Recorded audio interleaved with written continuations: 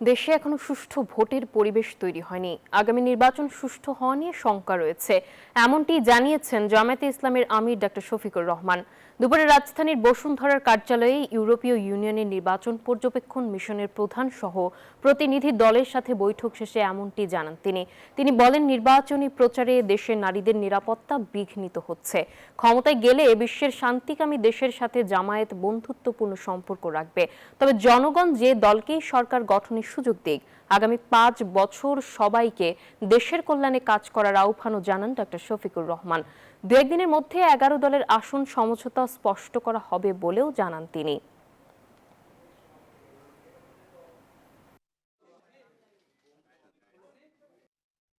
শুধু আমাদের দাবি চাইদা নির্বাচনটা সুষ্ঠু হোক, ভোটাররা নির্বিঘ্নে গিয়ে তার ভোটটা সে নিজেই দিক, ভোট দেওয়ার পরে তার ভোটের রিফ্লেকশনটা ফলাফলে উঠে আসুক।